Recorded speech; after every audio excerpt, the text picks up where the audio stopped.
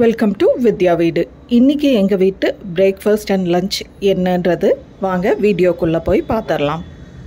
முதல் வேலையாக அரிசியை ஊற வச்சுட்டு முருங்கைப்பூ க்ளீன் பண்ணி அதை தண்ணியில் போட்டு வச்சுருக்கேன். இப்போது முருங்கைப்பூவை தாளிச்சிடலாம். இந்த பக்கம் ரைஸ் குக்கரில் வச்சாச்சு, பால் காய்ச்சறக்கு வச்சுருக்கேன். கடாயில் எண்ணெய் சூடானதும் கடுகு பொரிஞ்சதும் கொஞ்சம் நிறையாவே, அதாவது ஒரு 2 டேபிள் ஸ்பூன் அளவுக்கு உளுந்தம்பருப்பு சேர்த்தி நல்லா பொன்னிறமாக வர்ற வரைக்கும் அதை வதக்கி விட்டுக்கங்க. அடுத்ததாக முருங்கைப்பூவை இதோட சேர்த்திடலாம்.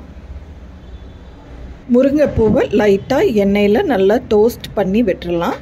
அது கொஞ்சம் வத்தற வரைக்கும் டோஸ்ட் பண்ணோம்.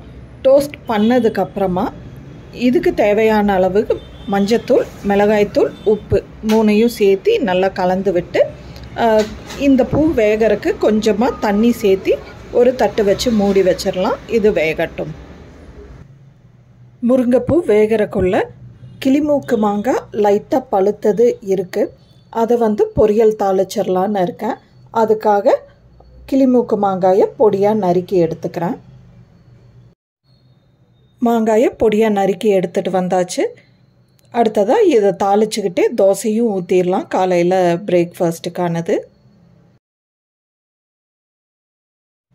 கிளிமூக்கு மாங்காய் தாளிப்பு கரண்டியில் கொஞ்சமாக எண்ணெய் சேர்த்தி நல்லா எண்ணெய் சூடானதும் கொஞ்சமாக கடுகு சேர்த்திட்டு கடுகு பொரிஞ்சதும் கொஞ்சம் கறி லீவ்ஸ் போட்டு தாளித்து விட்டுடலாம். மாங்காய் கூட கொஞ்சமாக உப்பு, காரம், ஒரு 1/4 டீஸ்பூன் அளவுக்கு சர்க்கரையும் சேர்த்திருக்கேன். டேஸ்ட்டை என்ஹான்ஸ் பண்ணி கொடுக்கும்.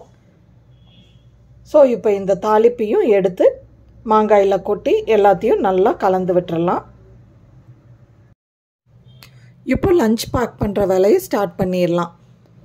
1/2 லிட்டர் தயிரை நான் ஒரு 1/2 அன் ஹவர் ஃப்ரீசரில் ஸ்டோர் பண்ணி எடுத்திருக்கேன். அதனால தான் தயிர் கொஞ்சம் கெட்டியாக இருக்குது. இது கூடவே ரைஸை சேர்த்திட்டு கொஞ்சமாக பால் விட்டு தேவையான அளவு உப்பையும் சேர்த்தி நல்லா கலந்து விடலாம். இதை தேவைப்பட்டுச்சுன்னா கொஞ்சமாக தாளிச்சும் கொட்டிக்கலாம். இந்த தயிர் சாதத்துக்கு நான் தாளித்து வச்சதை இதில் போடுறக்கு மறந்துட்டேன். இது நல்லா கலந்து விட்டதுக்கப்புறமா ஒரு 10 நிமிஷம் ஃப்ரீசரில் திரும்ப ஸ்டோர் பண்ணி எடுத்து பேக் பண்ணிடலாம். லஞ்சுக்கு ஒரு டிஃபனில் முருங்கைப்பூ பொரியல், அடுத்ததாக கிளிமூக்கு மாங்காய் பொரியல், ஸ்நாக்ஸுக்கு பிஸ்கட்ஸு, க்ரீம் பிஸ்கட் சேர்த்திருக்கேன். அடுத்ததாக கலந்து வச்ச தயிர் சாதம். இதுதான் இன்றைக்கி என்னுடைய லஞ்ச் மெனு வித் ஸ்நாக்ஸும் எல்லாம் ரெடி ஆகிடுச்சு. இன்றைக்கி காலையில் பிரேக்ஃபாஸ்ட்டுக்கு நேற்று வச்ச தேங்காய் சட்னி, சாம்பார் எல்லாம் மீதியாக இருந்தது. அதையே இன்றைக்கி நான் காலையில் பிரேக்ஃபாஸ்ட்டுக்கு வச்சுக்கிட்டேன். இந்த வீடியோ உங்களுக்கு பிடிச்சிருந்ததுன்னா do not forget to subscribe, like and share வித்யா வீடு. Bye.